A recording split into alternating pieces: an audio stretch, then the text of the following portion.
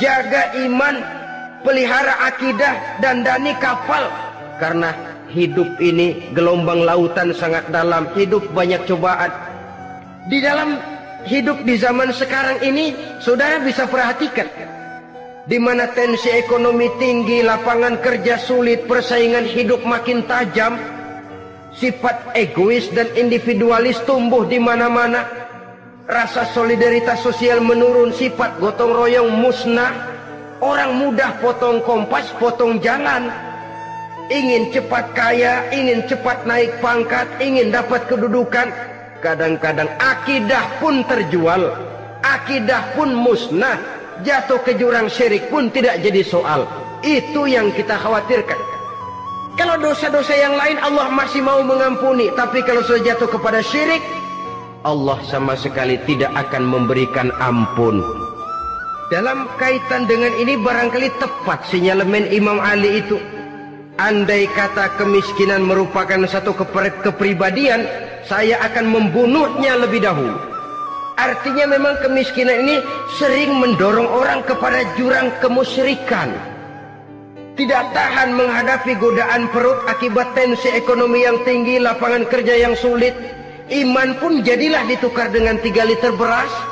Akidah pun jadilah dibarter dengan 3 bungkus supermi, dengan pakaian bekas, dengan obat-obatan.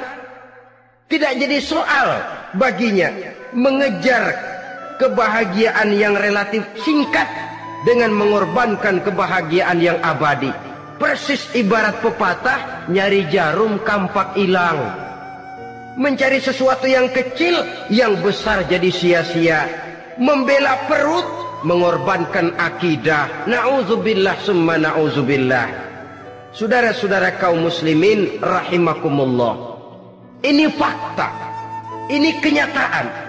Dan hal semacam ini tidak bisa diatasi cuma dengan ceramah, simposium, diskusi, seminar. Apalagi Nabi berpesan, solahu ummati bil ilmi wal mal. Umatku hanya bisa menjadi baik akidahnya dengan ilmu dan harta. Itu bahasa Nabi. Kalau bahasa kita sekarang, dengan ekonomi dan pendidikan. Ilmu, pendidikan, ekonomi, harta. Tanpa itu sangat besar kemungkinan kita bisa menjual akidah terjerumus di lembah kemusyrikan.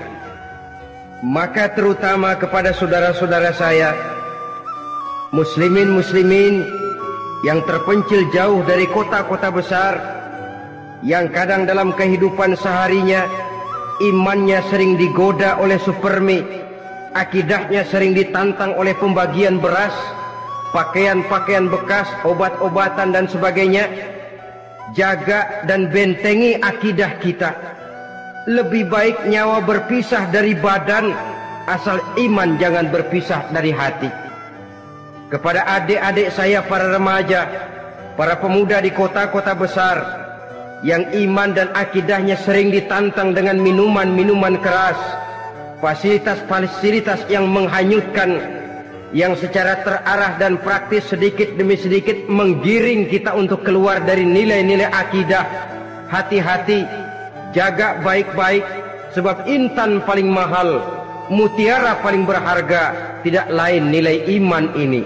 Tergelincir kita daripadanya, jatuh ke lembah kemusyrikan, jatuh ke satu dosa yang teramat besar, yang Allah tidak akan pernah memberikan ampun lagi.